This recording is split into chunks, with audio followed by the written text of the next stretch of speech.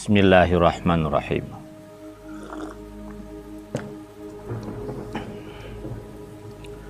Assalamualaikum warahmatullahi wabarakatuh. Selamat malam untuk kita semua.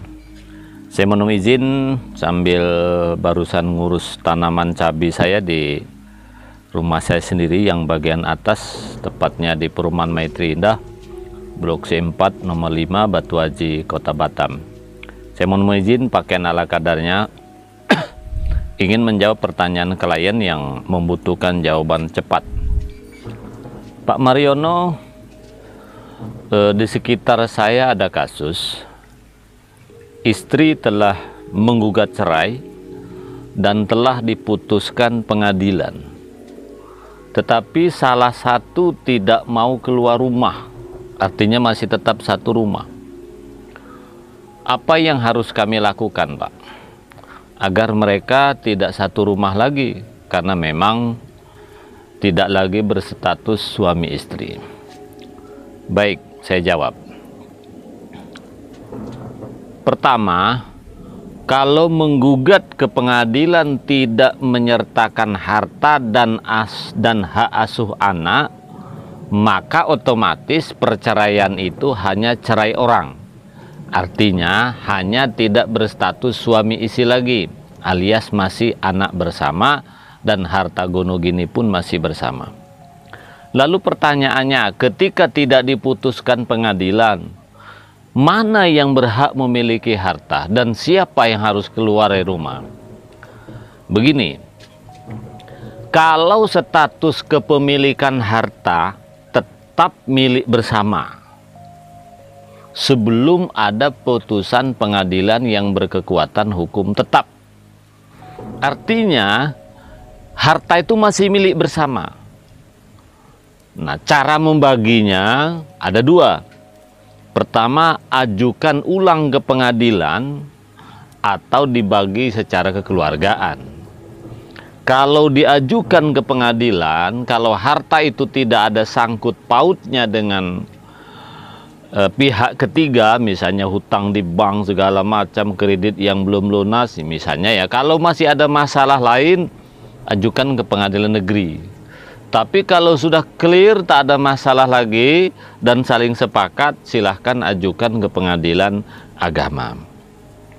Nah, terkait siapa yang harus keluar dari rumah ketika ada yang cerai, kalau menurut etika, adab, tata krama, kebiasaan yang wajar, siapa yang ngotot cerai itu harus angkat kaki dari rumah. Siapa yang ingin cerai itu harus keluar dari rumah itu. Makanya siapapun yang ingin cerai harus pertimbangkan matang-matang. Ketika gugatan saya dikabulkan di pengadilan, harus siap-siap angkat kaki dari rumah. Tadi katanya yang menggugat adalah perempuan, maka perempuan itulah yang harus keluar dari rumah. Meskipun yang wanita keluar dari rumah, harta tetap milik bersama, bisa diurus bersama-sama atau segera diputuskan oleh kekuatan hukum, bisa pengadilan negeri atau pengadilan agama, sambil tidak satu rumah. Jelas ya? Itu pertimbangan etika, kebiasaan, budaya, siapa yang keluar, siapa yang gugat cerai. Satu. Yang kedua, kira-kira anak ini bagaimana?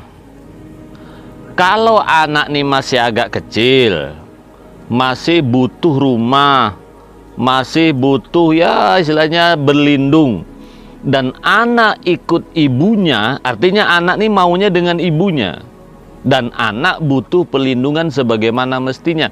Meskipun sang ibu yang menggugat cerai atau istri kita, bapak harus ngalah. Artinya bapak yang keluar. Mengapa begitu? Karena kewajiban menafkahi, melindungi, membiayai anak, sandang, pangan adalah kewajiban ayahnya. Jadi meskipun istri yang ngotot cerai, Kalau anak masih butuh rumah, butuh makan, butuh minum, dan satu-satunya rumah hanya itu yang ditempati bersama, maka bapaklah yang harus keluar dari rumah. Pertanyaan muncul, Pak, anak saya sudah dewasa, Pak. Dia tak memikir ikut ibu atau ikut ayah, sama saja. Nah, kalau ikut ayah sama saja, ikut ibu siapa saja, ya berarti ibu saja yang keluar dari rumah. Artinya istri kita yang keluar rumah, biarkan anak bersama bapaknya yang ada dalam rumah itu. Kan anak bisa ngurus anak dari jarak jauh. Dengan catatan anaknya tentu sudah agak dewasa, tidak harus siang malam ditunggui ibunya. Tapi kalau anak ini ngotot mau bersama ibunya, gitu ya, dan ibunya tidak mau keluar rumah itu, harapan saya bapaknya ngalah dulu demi anak, karena bagaimanapun anak itu tanggung jawab kita. Tapi kalau anak itu bisa memilih ikut bapaknya, ya ibunya harus keluar dari rumah. Lalu Pak, kalau saya nanti keluar rumah, harta saya akan habis Pak oleh suami saya atau oleh istri saya. Lah, kan harta ini milik bersama, mana bisa menjual? Banyak para istri atau para suami yang kadang-kadang nggak paham. Misalnya kita punya rumah 5, mau atas nama suami semua, kan suami nggak bisa jual juga kan? Rumah ini tetap milik bersama atas nama siapapun. Kan ketika kita beli rumah, itu kan suami istri yang tanda tangan. Jadi rumah ini atas nama istri semua, siapapun yang bekerja, apa istri yang bekerja, apa suami yang bekerja, atau dua-duanya bekerja, hukum kita mengatur tetap milik bersama. Mau atas nama istri, mau atas nama anak, bahkan atas nama orang lain. Kalau masing-masing pihak bisa membuktikan bahwa itu adalah rumah suami istri itu, maka meskipun atas nama orang lain tetap harta gono gini. Apakah ada rumah suami istri atas nama orang lain? Banyak. Misalnya, ini kadang-kadang kalau kita ingin mendapatkan rumah subsidi, katanya untuk mendapatkan tidak boleh lebih dari satu rumah, maka diatasnamakan orang lain. Atau mungkin kita takut rumah itu diketahui banyak orang bahwa itu rumah kita, ya mungkin maaf, biasanya orang karena ada tindak kejahatan, pencucian uang lah segala macam, mungkin korupsi, tapi di pengadilan bisa dibuktikan rumah kita, maka itu juga rumah harta gono gini. Tapi ingat ya, yang bisa dibagi sini tentunya yang ada sertifikat atau ada bukti di pengadilan, seperti sertifikat, surat tanah, surat kapling, dan segala macam. Harus ada bukti. Lalu Pak Mariono, rumah saya ini misalnya agak mewah Pak, TV berapa? Mungkin ya ada sepeda lipat, harganya mahal. Pokoknya rumah tuh isinya bagus, banyak sekali barang-barang mewah. Kalau dijual kira-kira 100 juta. Kalau saya keluar, Pak, betul rumah ini tak bisa dijual suami saya, atau tak bisa dijual istri saya. Tapi kalau barang-barang ini, Pak, kan bisa dijual. Nanti saya keluar, Pak, hilang pula barang nih. Begini caranya. Kalau kalau harta-harta yang ada di rumah itu tidak dimungkinkan untuk dicatat dalam bentuk dokumen dan sertifikat, ketika proses keluar, ya catat dulu. Meja berapa, TV berapa, semua harta itu berapa, catat, diinventarisir, baru tanda tangani suami istri sambil proses ke pengadilan. Kalau suami tak mau tanda tangan, kalau istri tidak tanda tangan, minta tolong RT RW tetangga kiri kanan, karena ini sebagai dasar beradu di pengadilan nanti. Tuh, siapa yang ngotot harus angkat kaki, harus mau. Yang kedua, lihat anak. Bapak juga jangan egois sekali. Kalau anak kita masih kecil, butuh pelindungan, masih butuh rumah, ya, sementara dia masih ingin ikut ibunya, biarkan kita yang ngalah. sambil dibagi harta itu. Dan yang ketiga, mungkin siapa yang kira-kira ada orang di rumah kita dalam kondisi darurat dan itu tidak bisa keluar dari rumah dan melekat kepada anak siapa yang gugat cerai. Contoh, mungkin kita punya mertua di rumah itu sudah stroke, sudah nggak bisa ngapa-ngapain, malah punya penyakit jantung. Ini kalau walaupun istri yang gugat cerai, kalau kira-kira istri diusir, bagaimana orang tuanya? Bagaimana yang menjadi tanggung jawab dia? Dengan berbagai macam persoalan itulah, maka sebaiknya ngalah untuk sementara. Kalau setelah cerai masih tetap bertahan di rumah itu, bagaimana Pak? Boleh apa tidak caranya? Kalau selesai cerai, tentu secara umum tak boleh lagi serumah. Mengapa? Karena bukan suami istri lagi. Karena akan berlaku hukum maksiat, melihat aurat istri, melihat aurat suami, bukan lagi suami istri. Dosa akan terus bertambah. Siapa nanti kalau terjebak perzinahan, perbuatan maksiat yang lainnya? Itu satu ya. Yang kedua, akan menimbulkan fitnah di kiri kanan.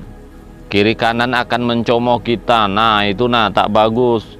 Tiap hari ke masjid, tiap hari ibadah, tapi suami istri, itu suami istri sudah cerai kok masih serumah, neraka dia. Mungkin hati-hati di rumah, tapi akan menimbulkan fitnah.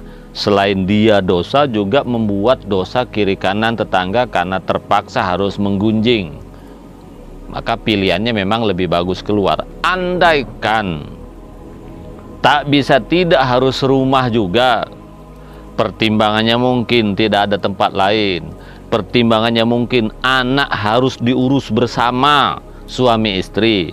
Maka pastikan rumah itu belah dua. Belah dua itu begini, mana tahu rumah kita itu rumah besar.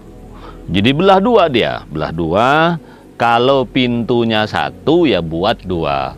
Satu mungkin pintu belakang, satu pintu depan, maka harus serba dua. Kamar mandi dengan toilet dibuat dua, dapur dibuat dua, kamar tidur pun dibuat dua. Harus serba dua, supaya tidak saling bersentuhan. Belah dua. Ya belah dua itu tidak harus pula pakai tembok. Bisa saja pakai triplek atau gipsun, yang intinya nanti ketika dijual gampang dibuka. Nah belah dua ini bisa belah menyamping, bisa belah ke atas. Kalau belah ke atas itu misalnya rumah itu tingkat, maka yang di atas siapa, yang di bawah siapa. Solusi lainnya, silahkan salah satu misalnya keluar, tetapi tetap tinggal di kos-kosan tetangga. Khawatir rumahnya hilang, khawatir misalnya mejanya hilang, khawatir piringnya hilang, dan masih harus mengasuh anak secara bersama-sama. Artinya pindah rumah tapi masih berdekatan, tapi tidak lagi satu atap. Harus pindah. Tapi kalau ingin penyelesaian di luar pengadilan, bisa saja menggunakan saya sebagai mediator konflik keluarga di Kota Batam ini. Karena harta ini bisa diselesaikan di pengadilan dan di luar pengadilan. Kalau di pengadilan berarti putusan hukum. Kalau di luar pengadilan berarti sepakat. Lalu cara membagi harta itu bagaimana? Dalam hukum kita tidak melihat anak ikut siapa. Pokoknya harta itu dibelah dua dulu. Suami istri, anak itu pembagian berikutnya tergantung orang tua mau ngasihnya ke siapa. Kalau mau dibagi tiga, silahkan kalau sepakat. Tapi kalau tidak sepakat, hanya suami istri yang mendapatkan. Anak mau ikut ibunya, tetap belah dua. Anak mau ikut bapaknya, tetap belah dua. Anak tidak ikut siapapun, tetap belah dua. Kecuali ada kesepakatan. Saya kira demikian ya. Mudah-mudahan manfaatnya. Cukup sekian. Assalamualaikum warahmatullahi wabarakatuh.